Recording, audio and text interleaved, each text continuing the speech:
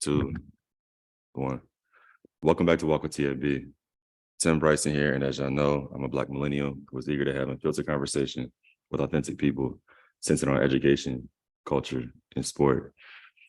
Today, we have the honor of talking with Dr. Scott Brooks, serves as one of his roles is serving as the director of the Global Sport Institute down at Arizona State University.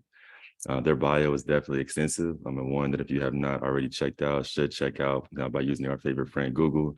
But today we have about 45 minutes to talk with our guy about the future of global sport, again, as it pertains to research, policy, programming, and practices.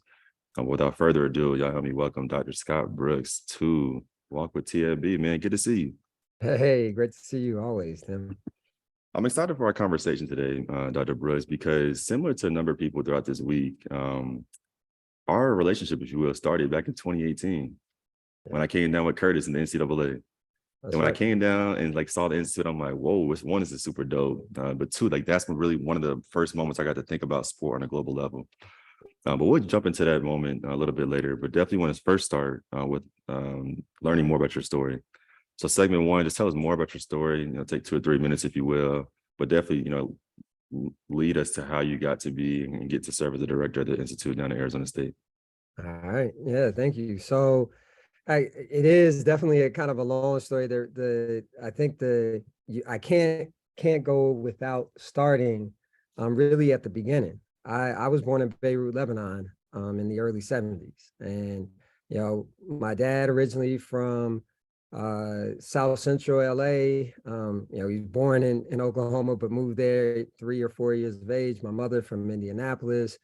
But my father always had this dream of being overseas, and he was able to realize that. And so I was born there, and we kind of moved back and forth between the States and Saudi Arabia, because that's where he was actually working. And I was there 4th to 8th grade. And so, I've been kind of global since birth. I didn't have a choice, right? That was born an American passport because I was born into 2 Americans, but it lived there. And so with all of that kind of movement and being someone who, our father emphasized sport. He saw it really as an important way to get to know people. He saw it as a global passport that when you play sport, you can go to other places. It's a way of being able to have something in common instantly. And so my dad got us into track and field very early. That was his love, and he got us into soccer. And being, where we settled in the States was Oakland, California. So being in the Bay, I was around when Pele did his American tour, and actually, went to a soccer camp and kind of got engaged in that soccer world and was really excited about it. So, all of that set me up for thinking about sport, in a context that wasn't limited to one space. And with this idea that I was going to be around different people. And, there was the individual part of track and field, although, I was a part of a team. And then there was playing these team sports like soccer. And so, I could go on about the other little touch points in my life that connect sport and globally, but I'll move on to say that after graduating from college, and my undergraduate major was political economies of industrial societies. So it was very much global. I thought at that point I would be a diplomat. That was where I wanted to go. Haven't had that background. And I was at Berkeley, right? Being a Bay Area guy, I went to Berkeley for undergrad. So that really all kind of fit. Moved to DC, thought that I could get there through government, was thinking I was going to do international studies, master's degree, or international MBA. I mean, that was really where I was focused.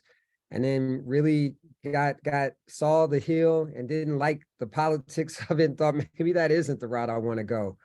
And then I was able to anchor back to Harry Edwards. And Harry Edwards at Berkeley, although I wasn't a social major, it was hard to get in his classes. I would literally go and visit his classes just to hear him. To grow up in Oakland, you're aware of Harry Edwards at that time. The 68 Olympics, the Oakland with the Black Panthers, it's a part of an Oakland history to have this kind of resistance and to think about sport in special ways. The Raiders, when I was growing up, were big, then the Niners, so it was very much a part of the sport kind of culture. And so Harry became the way that I saw myself living out kind of a sport dream. And that's, Doc is my mentor. He's been a role model. And so that got me into sociology. I was able to follow him and say, this is what he's done, talk to him. He and I talked about a path. And so that put me on to the PhD route. And then everything was about how do I come back and help make a difference for kids. And that's always still the impetus, even if we're working with pros and working in the industry.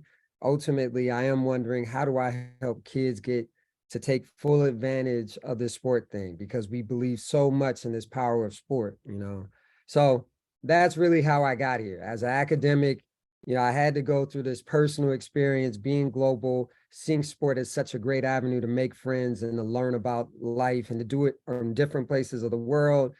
And then, after kind of dabbling in whether it would be through government or through business, I realized I really had a passion for social justice and really looking at athlete experiences. And Dr. Harry Edwards is the guy for that. And then, I've been blessed and fortunate to have Ken Shropshire, who does race and sport, a high academic as well.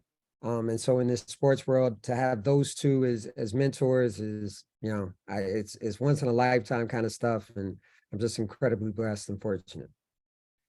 That's awesome. And I appreciate you for sharing some more context related to your story, how you got to where you are today. But I do remember when I first met you back in 2018, right? You were working at the Institute, and you mentioned you were a sociologist. And I'm like, in sport, like we hear sport management, higher ed, student affairs, the NBA, as you mentioned, but what is it like? How is your perspective different outside of the theoretical, if you will, being a sociologist in sport? Yeah, it's interesting because in many ways, I think I'd tell you that the sociology of sport came before the others, right? It'd be difficult to say pinpoint it exactly, but having Harry Edwards is like one of the first original practitioners, and he was doing sports psych kind of from the beginning too, looking at athlete motivation, working with Bill Walsh on, what's the best way of working with a different personality. So, Harry was doing that way back in the 60s is where he started in the sport context, questioning why there were differences on teams, why white players could go into white frats, blacks didn't have a space, and why was that fair? And he started asking all these questions as an undergraduate, and there wasn't really this understanding, definitely not in the academy. I mean, his dissertation literally was the sociology of sport, and he talks about not having any support from his committee. They thought it was a terrible idea. They thought it was stupid, didn't think sport was that significant. It wasn't socially, an institution. You think now, and that's crazy, but he wrote his dissertation to really show that sport was a social institution and would have all these impacts. And so when you look at that, what he was starting to do was he came up with the first principle of the sociology of sport. And where we talk about things like sport mirroring society, that all comes from Doc. And this first principle, he says, sport will recapitulate the dynamics and social arrangements that we find in society. The difference is recapitulate. And I focused on that because it doesn't mean it's simply going to follow society. To recapitulate, it has its own power. And in that regard, it can reinforce or it can disrupt.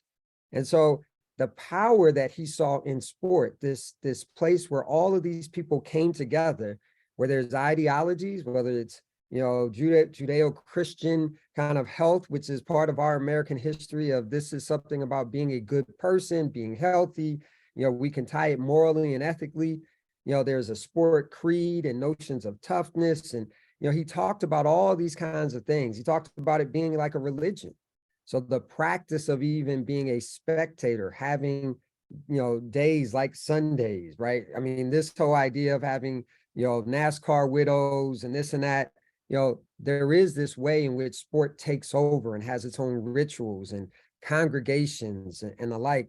That's what sociologists do, right? On many levels. We're looking at how sport brings people together, what they learn in those interactions, and how it can actually advance society. And so, we're concerned about the individuals and group context. That's different than psychologists who are going to center the individual And it may be about how the individual deals in these social contexts, but it first and foremost is centered on the individual and their mind, right? Their psyche, their ego. We're looking more at the interdependencies, and because it's social groups and arrangements, it's not just teams, it's literally nations and how nations use sport to develop identities. It's about federations, it's about corporations, right? You get to the much larger levels, units of analysis is what you get with sociology. See me That's taking notes. Yeah. So you see me taking notes. I ain't never took a social class in my life, but if y'all have an elective I can take as a PhD student in Maryland, let me know. I want to move to segment two. Again, focus particularly on your role at the Institute, the Global Sport Institute at Arizona State. So could you just first start by telling us more about one, like how it was founded, where it's been, but then, really leading yourself to like, what is your role at the Institute as the director? Yeah. So, the Institute was founded by Kenneth Shropshire, and a professor, longtime professor at the University of Pennsylvania Wharton School, a sports business law professor. He's a lawyer by trade. And he came to ASU because of this amazing opportunity to build an institute. So Shrop, having been, a chair of legal studies there, he'd done a lot of things, but an institute was something that he hadn't.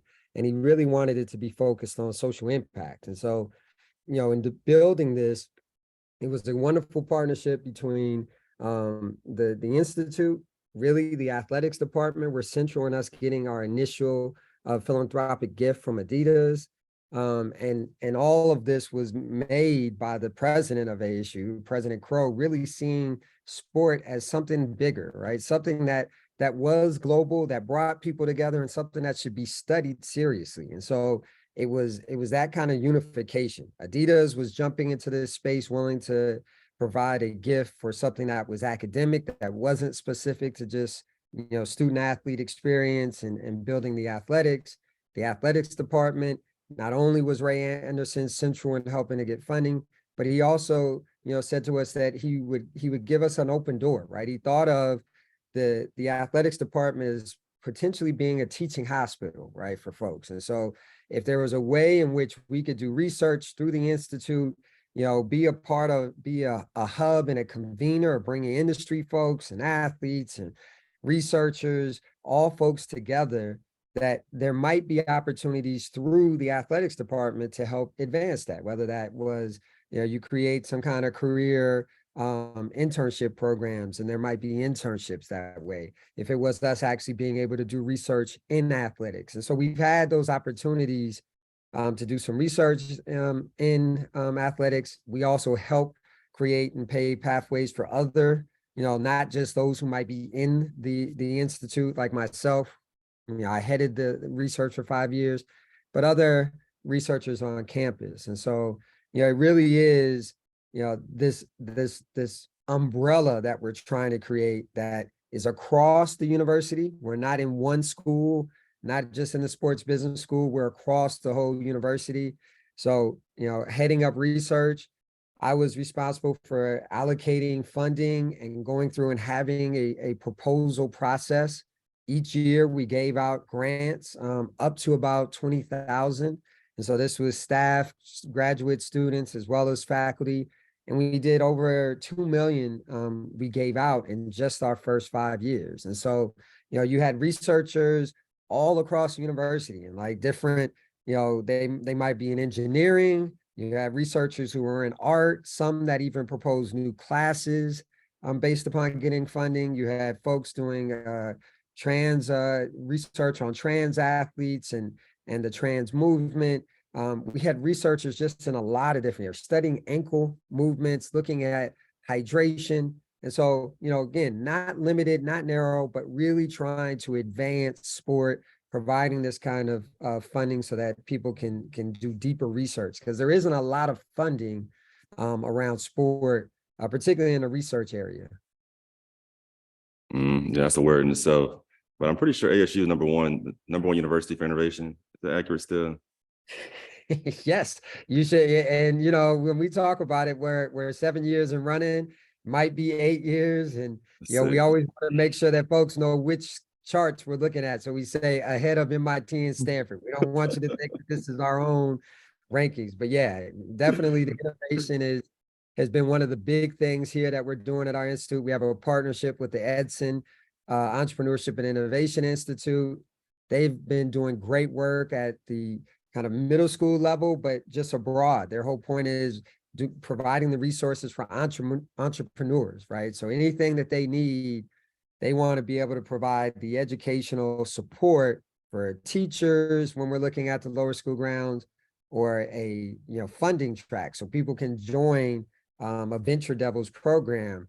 And in doing that, you get education, you get some mentorship, you're able to share your slide deck and prepare you for these pitch competitions. So we do it in a sports-based way. Our head of innovation, Jeff Kanowski, has been an entrepreneur, an undergraduate entrepreneur, created a product, sold it, and then came back to want to help future entrepreneurs. And so, we provide some low-level funding with support with partners. We do themes. We work with Arizona Coyotes. We actually just had a competition on Wednesday. We had people from Canada, as well as folks from throughout the United States. And these folks are talking about mental health ideas, sports analytics, NIL, like, when you see the kind of range of entrepreneurship, it's really kind of interesting and exciting. And we know that this is only going to continue to build the industry out. And so, we've been really successful with doing this we're one of the few, if only, that do it at higher ed, that have this broad competition and that push. And that also gives us the space for working with our student athletes. So in that teacher hospital model, Jeff has been instrumental in getting some of our student athletes into their own ventures, because we provide that kind of education, not about NIL, but treating yourself as a venture. How do you do that? If you have a venture idea, we help you go through, develop an idea, think about your business plan, help you make contacts. And they also have earned some of our seed funding. So we have some great stories there. One of our beach volleyball players, Kate Fitzgerald, has really started to do really well in developing her own volleyball lifestyle brand. And now she's been able to offer NIL deals to other student athletes, right? If they are to be out there helping her build her new company. So some really exciting stuff. Okay, so given that y'all are then interdisciplinary, cross-functional, number one in innovation, how do you define priorities for the center, right? Because obviously working with a lot of different stakeholders, both internal, US native, but also abroad. So how do you define those priorities within, like, what are your priorities right now at the center at ASU? So, I mean, our priorities we listen, as you said, we've got different stakeholders. So in many ways, there's some priorities that we're having to develop because the stakeholders don't necessarily know this even. So I'll give you an example. What we're dealing with in the United States right now is a number of kids are really, really interested in careers in sport, but don't really know what those options are. So here at ASU, we have a huge number. They have the largest class they've ever had in sports journalism. You can see across the country, there's so many more undergrads going into sports journalism, going into sports business. So you got undergraduate sports business clubs, undergraduate sports business majors. But really, there's so many more careers out there that kids just aren't aware of, right? Students aren't aware of. And so part of our job has to be raising the awareness of what these careers are, right? You have to do that so that they can see it. They can then have aspirations for how do I get there, create their own kind of track. And so we've got to do some of this early. So when I look at what our job is, it is to help grow this industry. Our priority is to focus on those who are in the industry and those who will be coming into the industry. So really it is looking at preparing the people to do this job, right? And in doing so, you got to learn about this global sport. What is global sport? Right? Not just thinking about working in one locale, working for one team, but getting them a sense of how big this industry is so that they can really see it. Then you've got, now that we've given you some awareness, what are the kinds of things you need to know? And so, even the history of sport, the evolution of it, understanding where are the growth opportunities? What are the challenges to sport? And so when we move into that, we're able to move into things like innovation, right? So when we start to show them, here are the challenges and yet the opportunities, now you move from where this is just an education of trying to give them discovery and learn some of the history, but what can you do in this space? And so the education around ventures, can you create your own venture? Do you have an idea for a business? And then next, innovation. And those things go hand in hand. Often in developing a business, it's because you see a gap, but it's understanding, what is needed in this industry by giving you exposure to the industry. And so, that's really what I look at as a process. That's what we're trying to do. And so in that, our priorities first have to start with developing the right curriculum. And so what we didn't have, we hadn't moved into education yet. We were doing research on diversity and leadership. We were subject matter experts to different organizations on entrepreneurship and innovation. We spoke to the G League Team Ignite. We run a class on the basketball industry. So we've been doing these things really in testing phases. Let's roll it out. Let's see how it lands. Let's make sure we're refining, our content. And now our next phase is into institutionalizing this and getting this stuff up and running in platforms. Then we're going to be able to scale this up, and then we'll be able to continue to have deeper impact. And so, we're looking for partners, working in this space of youth, focusing on high school, as well as being able to make sure that those in college get the same kind of awareness and opportunities to see what the career in the industry is, but focusing in on youth.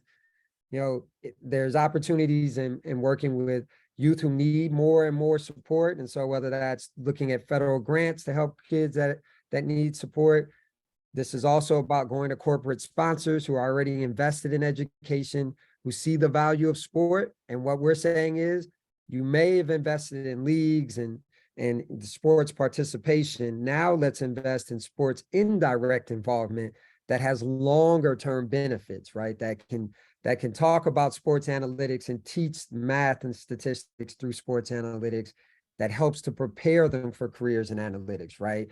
That uses technology and they can be engaged through sport and allows them to become the next ones to do innovation, right? So that's really, the pathway. We've got the awareness part, getting our curriculum up and going, then being able to scale that up, do it with global partners. So connecting to do global design challenges, creating partnerships for exchanges with other universities, not just relying on knowledge that's centered here in the United States, but we're a part of a research consortium, a global sports research consortium, right? So really trying to grow and get out there and have that global impact is going to be the end game. I mean, we see it happening. I mean, definitely for those who follow, either subscribe to y'all's newsletter, see y'all's website, but also on social. But would love for you to share more about the global partnerships that you all have established at the Institute. I know before we were talking about the research piece, but there's also the practice, some policy and shared learning across. But what are some of these partnerships and how do you see it manifesting in the future? Yeah, so one of the first ones that we had was with the University of Stellenbosch out of South Africa. And that partnership is with their chief athletic director, Ilham Groenewald. And Ilham and I, we have a long-standing relationship. I guess it's now closing in on a decade. So even prior to me being here at the Institute, had met Ilham in South Africa. And so, working with Stellenbosch, the things that we have done so far, we not only has Ilham made several trips here, has been a part of our Global Sports Summit, given us perspectives on leadership from her position. Not only is she a chief athletic director, and she's the first colored woman to be a chief athletic director at a historically white university in South Africa. So really, you're talking about a pioneer, but she's been a part of national federation boards, whether it's in track and field or volleyball. So she really has a global profile. And so working with Ilham and having her participate in different webinars, coming to our events and being a speaker, having her share her knowledge on our podcast, and then we've gone there as well. So Shropshire and I made multiple trips there. I was on, an annual trip before the pandemic. And so, this is where I was able to go in and speak about the NCAA. Our collegiate system operates very different from theirs. And they're trying to figure out how to monetize. And so they were really asking us questions. When Ilham came on her visit, she didn't just meet with us. She also met with Ray Anderson, really spent some time, went to some other universities around the country as well. And so really was trying to understand the NCAA model. So there's an exchange that allows her to do that. And I've been over there and led workshops on for some of her collegiate coaches and dealing with diverse athletes. It's not the same. And so it's often exchange, right? I learn from them, they learn from me. And so we've done that kind of an exchange. Colleagues at the University of Brighton in the UK, colleagues at University of East London.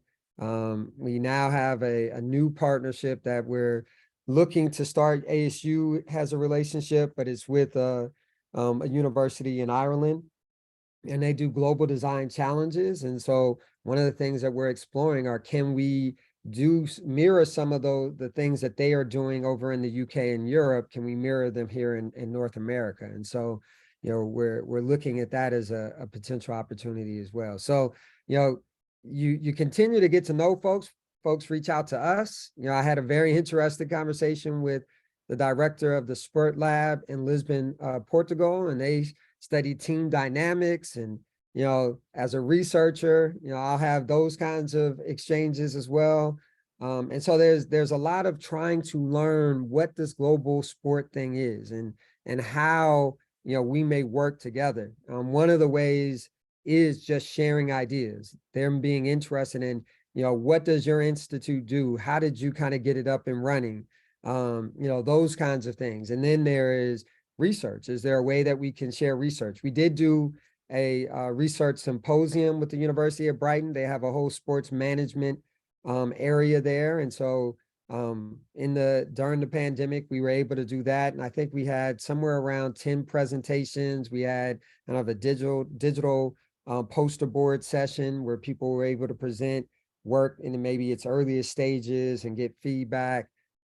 So, just continue to try to build. We'll go to global conferences. Jeff is a part of different global sports and innovation organizations and networks.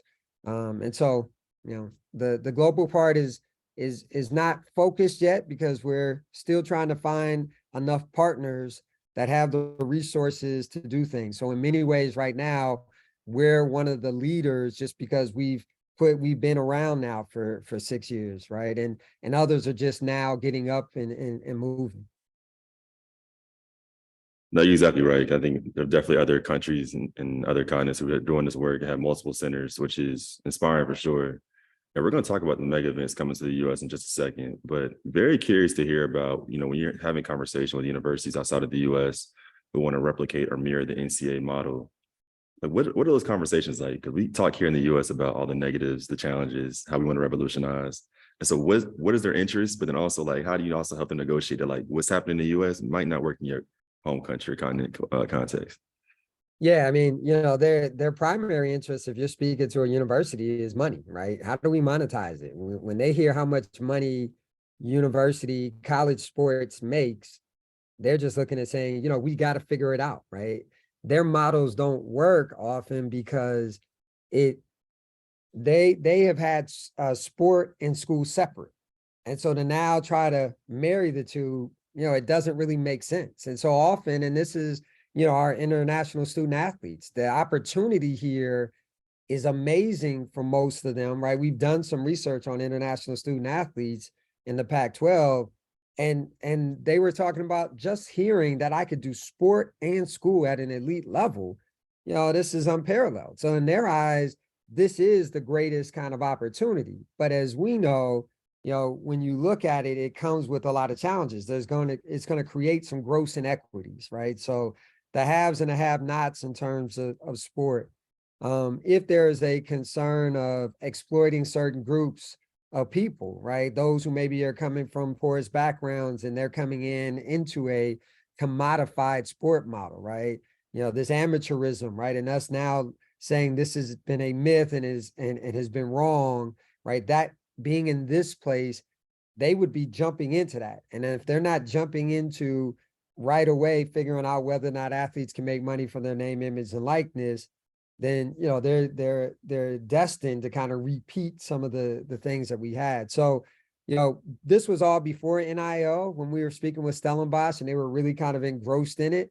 They have things like their stadium, they have some money was invested by an alcohol company, things that we don't do, right? So there's different cultures, as you said, that would play a role. They actually pay for airtime in South Africa. So their rugby championships, they had to pay for that. There's Ilham is dealing with a contract, an existing contract that had paying out rather than, and they weren't allowed to go and get their own sponsors because they joined in with more or less a promotion production company, right? That said, we're going to produce this sport for television. And if you want this greater visibility, then you pay into it. That was the model. Collegiate sport didn't have an audience. They didn't have that developed. And so to move to now say, hey, we want to go get our own sponsors and you all need to pay us, there's a huge disconnect and a gap. I mean, you got to really turn the whole ship around. And so that's going to be really difficult, right? And you can imagine then in a space like that, you almost end up with nothing but Notre Dame's. Those schools that have really they're a huge magnet and they can go do their own thing. And the rest will be left if you don't have a model that had everybody in the pot at first, which is what we had. And then you get the divisions, right? So it's those are interesting conversations, but the money is definitely what they are after. They want to figure out how do we do this like the United States, because there's so much money involved. I don't think they want our problems though, dog. I really don't think they want the same problems that we have in here, which is a whole different Zoom conversation we can have after this. But if you're not aware, you only know what you know.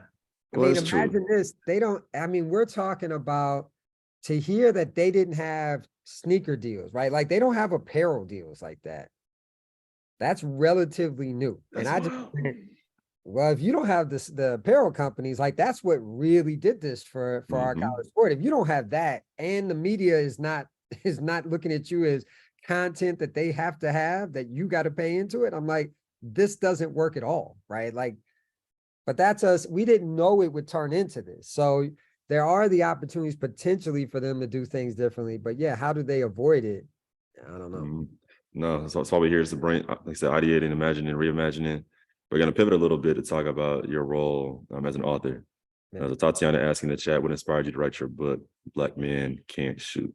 Yeah. So, that book comes from my dissertation research, and what inspired me to write that was really the idea of I fell in love with Philadelphia, and came in as a Californian, growing up when I did, with Dr. J was the name in the men's NBA. And so I thought of Philly as this great basketball place. I went to do the PhD, following in the footsteps of Harry Edwards. I went with a mindset that I was going to study something in sport. I was a high school basketball player. That was my hoop dream. It's the sport I love. So that made sense that I would then study basketball in Philly, and Philly having a rich basketball culture. So the dissertation was just really trying to understand basketball in Philly, but it quickly got narrow, right? I found myself studying, being a part of the Sunny Hill Community Involvement League in Philly. It's a historic, prominent league. Every, men's NBA player out of Philly up until probably 2008, each of them had played in this league, this summer league, the Sunny Hill League. So during my time, I coached against Kyle Lowry. I coached against the Morris twins from Philly. Like they were in the league. Everybody came. Kobe came through our league. Rasheed Wallace came through our league. So it's a really big, prominent league. And as you're hearing, right, this is a Black league primarily, right? It's a city. Philly is a Black city. And it's a primarily made up of young Black men and Black men who are their coaches. And it's run by Black men. Sonny Hill, the famed Sonny Hill, still a part of the McDonald's All-American game, helps to, determine and pick, does that whole picking of which players get in. Was a CBS sports analyst for some years, a consultant to the Sixers, probably still, so for 40 plus years or so. But Philly is this basketball place, and it was getting into that and seeing the connection between Black men and Black young men that I really kind of wanted to really understand and to make sure I document and kind of tell that story. And then for my book, I just really focused in on the hoop dream and how these young men were making it, because the myth was that it's simply about Black natural athleticism.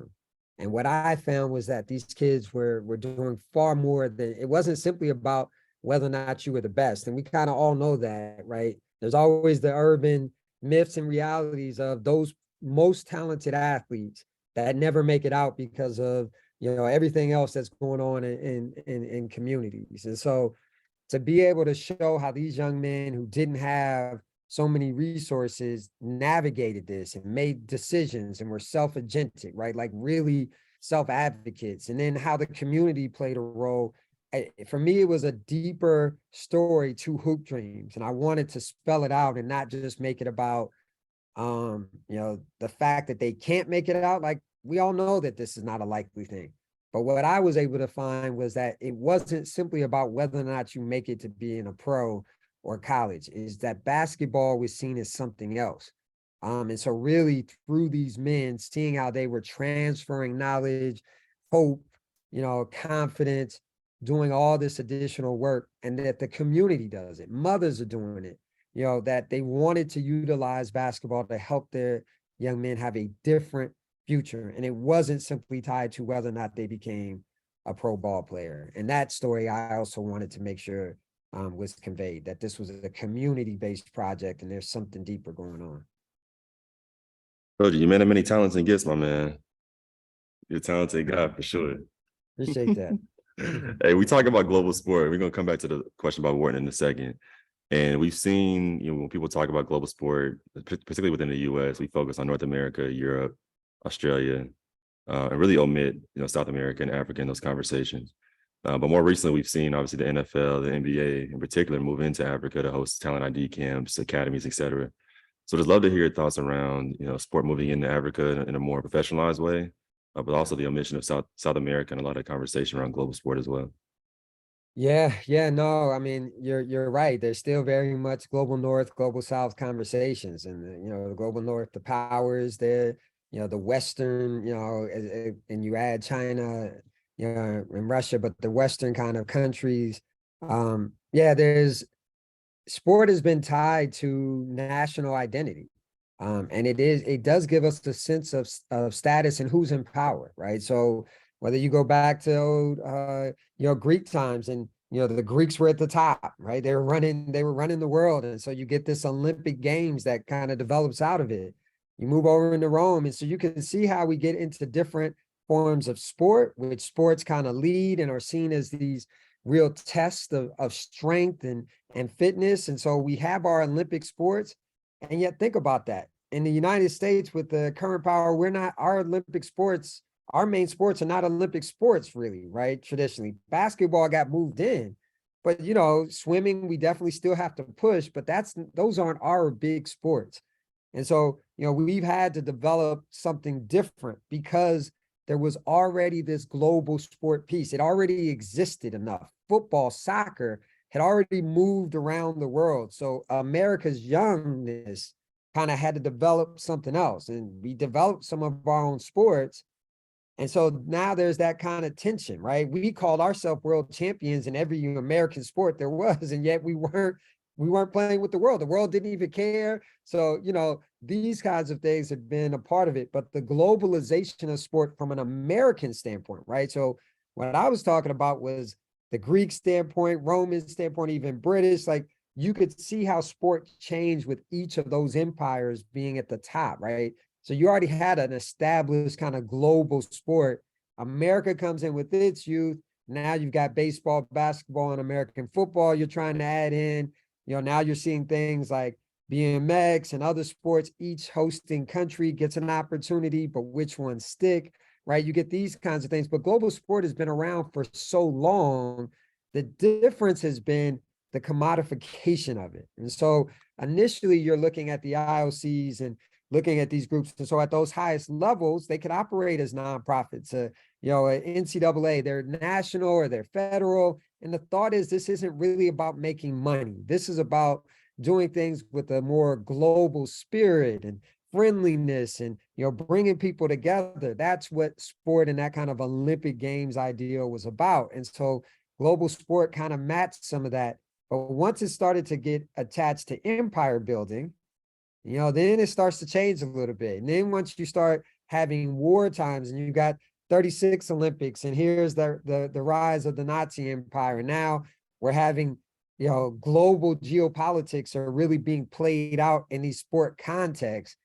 Now sport takes on a different one. And so you're going to see these divisions. The larger countries are kind of proving their dominance through sports. So China is now our major competitor. It used to be Russia, right? You can think about how these, then it was Germany against everybody else. And, you got famous boxing matches, whether it's looking at Joe Louis and, or Sugar Ray Robinson, and they're fighting Max Schmeling or fighting Germans, or, like all these things played themselves out. And so sports started to take on even more of a national identity in this competition in a way of not just having nuclear arms, but having sport or athletic arms races, right?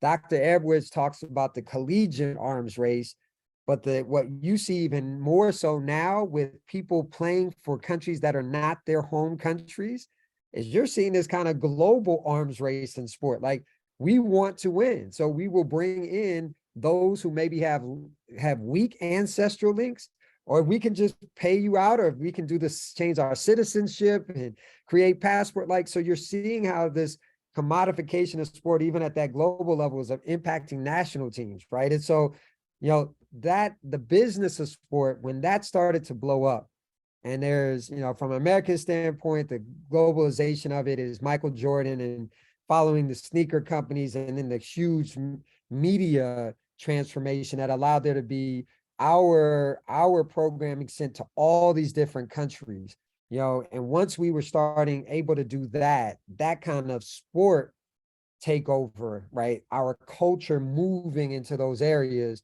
that Jordan logo, I just say to folks, the greatest, to me, the greatest kind of symbol of where we are in this global sport thing is and continues to be with this jump man. I remember when it got to be where the jump man, they said, was probably the most recognizable symbol in the world. It was right up there, right? Top 5 in the world. Even in remote places, they're aware of this jump man. To see PSG wearing Jumpman, Jordan brand, and I'm going, we're talking about football, the world's game, and the top team, right, with the biggest players, they're repping Jordan brand, which is basketball, right? And it's a black man. Like, that blows my mind to see that. I would have expected it to be a soccer heavy is always going to be running these things. And so theoretically, right, Adidas is linked. That's what you would say. Nike was track and field, and then they went heavy into basketball. But to see how basketball and that brand can then have legitimacy over in football and be the same, like Nike and Jumpman, or, we know that they're different. We know Nike is the parent company, but to have it, that's an equivalent for quality and excellence and so on. Like, and then you see how athletes are moving around, and there's all these kinds of plays, and LeBron's got ownership in a football club over in, I mean, to see all of this now, you get the picture that sport has changed. It's no longer just kind of friendlies or competitive friendlies, or just, this is a easy way of seeing who might be stronger or mightier.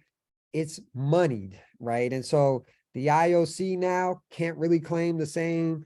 It's just about nonprofit, and we know it isn't, right? FIFA, like, now we've kind of pulled back the covers and said, nope, there's money in it, and you have more and more rights as athletes. to looking at this money and figuring out your share. And so, in golf, creating our own, Tiger creating and Rory creating a league, like you're seeing athletes saying, we want our share. At the same time, this is becoming we've already had multinational corporations involved, but you're just seeing even bigger and bigger kind of corporatization of sport. So, that's where where we are, right? We're at this place of huge growth in sport. It's global now at the start. You start a UFC or you start an MMA, you go global kind of automatically. You start bringing in Brazilians. You've got co-ed, and that you've got women on a part of a team, and women are fighting. Like the newer sports are more and more co-ed. They're more and more global. They get their start there, right? It's different than the NFL trying to go there and see what happens. The NBA trying to go. So we've had starts and stops when we're looking at the NFL and the NBA. These aren't their first forays. They've tried it a few different ways, and they're still kind of innovating, right? NFL is now investing in flag football. The women's world championship was won by the Mexican national team, right? Had some women from the States, right? Maybe born in the States, but of Mexican ancestry, right? But they're trying to get flag football out there. They want more women playing, right? This is what they're trying to do now. Other sports, USA, ultimate or frisbee, like when you're looking at pickleball, like these things start globally, right? E-games.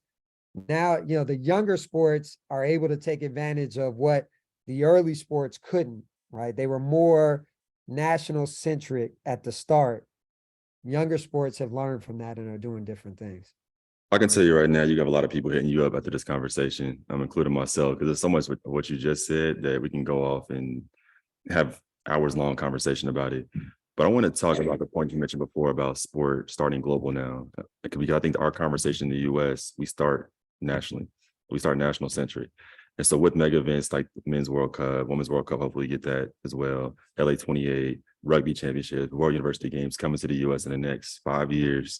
How do you see potentially conversation around sports shifting to more global to start in the US, as opposed to starting, US focus first? Yeah, no, I think, one of the fears has always been, if the competition, right? This idea of a scarcity model. I think what we're learning is, and this gets us back to kind of South America and other places, what we're learning is if we go bigger, we allow access, if we create and push really for greater diversity, then we actually expand the pie. We actually are able to find that there's many more opportunities out there for all of us, right? Now you get, so whether you're about sport and its social impact, sports for peace, like you've got those kind of aspects, us, concerned about social justice and the way in which sports can help people. Like you have that and an interest convergence with all the potential revenue, right? So we're in a good position for folks to work together because we see these things together. Athletes are pushing for them. And so it's when you're looking at the threats to global sport, if you're a big time executive, the fear had been, you don't want our athletes to be out, the concern over this notion of politics in sport, which, as you said, is a whole nother conversation. I'm using that to say that these were considered threats. Now you can look at it and say injustice is an actual threat, right? As opposed to the idea of the response to injustice is the threat. No, injustice is the threat. So let's talk about solving equity issues, right? So, pay equity in sport. These are very important things. You're getting this dynamic in, women's college basketball where you got women who are saying, why in the world go to the W? Why go to the league? I'm going to make less money. So there's a push for equity. Again, there's a threat. You're not going to have the same level or quality of product if you don't deal with equity issues, right? So it is flipping and thinking about things in this way. What are these threats to sport and how do we address them? And we can do so by broadening the pie, opening it up, thinking about diversity, thinking about, how do we create more access for other people in other countries? And, this opens up the channels for, how do we deliver them in unique ways, right? So if you're a business, everything is about consumer engagement. Well, you got to get to know these people, right? And so the more kind of customized you can create these opportunities, these events, the greater, the greater potential for growth and really engagement. So when I look at starting on the inside, right? When we're looking at these different rugbies and cricket and the like, we still have them in segregated communities, right? We've got to be able to, so the great thing is having time now. These things aren't a surprise. As you kind of indicated, we've got things 5 years out. We knew about the 28 games with like 10 years out. You're learning with enough time in advance that you should be able to develop some infrastructure, which we didn't always do. Los Angeles is the first place where they say they're not going to have to really build new venues. They may have to, add to them, renovate, so on, but they're not going to have to build new venues. And so you've got a place that has an infrastructure. So I think LA is really key at seeing how sport can grow in these global sports cities. Las Vegas is becoming it is now a national sports city, but it's had Formula One now. So now it's starting to move into a global sports city, right? And so building these infrastructures where you got venues, now if there's a way of being able to make local citizens benefit as well, you can really get even more support, right? We've gotten to this contentious place, particularly with national, where taxpayers are paying money, but now it seems like the franchises are just raking folks, right? They're not giving you enough value back. You can expand the pie to different kind of venues, and if that funding can serve to help the tax base, now you can actually justify it in ways. If these become economic impact zones, and you do things like help bring kids into understanding where global sport is, and there's opportunities. And so if you're, a native to Vegas, you grow up knowing that there's opportunities in sports and careers in sports, and there's a place, right? So you get back to, that's why I'm at, let's start there, right? Let's start trying to develop young folks. Let's try to do it in a way that will be global, connect us to global partners, because as these events start to come, our country can really be deliberate and intentional in benefiting. We're looking at an unemployment rate or an underemployment rate. I'm looking at sports as being able to really help bridge that, because so many people have an interest and want to be connected that way. So if you're in LA, to have more and more kids start to realize there's opportunities there, again, I see that as their new hoop dream. They don't have to think about the rare opportunity of becoming an athlete. You can get into, there's jobs, there's going to be opportunities to volunteer for the Olympic Games, right? Like there's going to be so many different ways to see what sport can really be about. So I got to ask these last two questions before we bounce today, Dr. Brooks. The first of which being, you mentioned PSG having the Jordan brand logo on the uniform, which I think lends itself to asking, I think, a more important question in regards to, as a Black man in global sport, right? What has it been like for you, especially Black American man in global sport? What's it been like for you to navigate the space, but also position yourself as someone who is not just knowledgeable, not just credible, but like is moving the needle forward in regards to creating a more inclusive, socially just sports environment?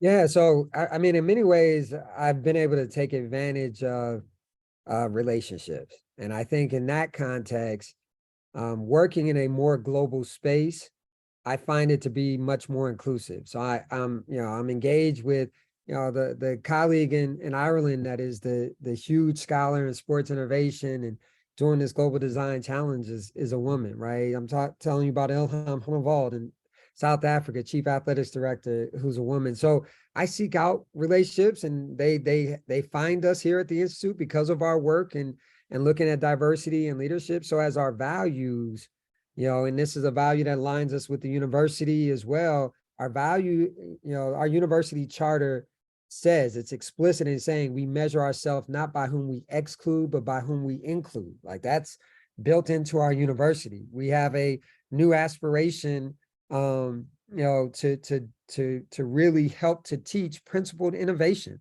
not just doing innovation for innovation's sake, but doing it values-based, like really thinking about the impact.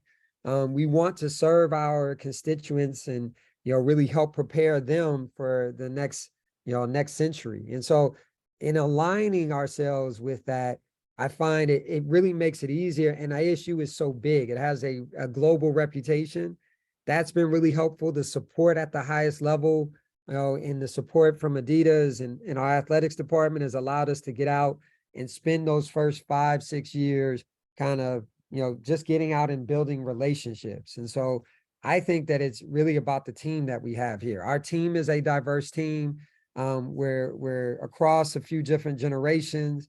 We really have worked hard to develop relationships. We got good relationships people as a part of our team here. And so, the kind of engagements and when we bring people together, on my staff, Kendall Jones is amazing at really bringing people together and having seamlessly run events.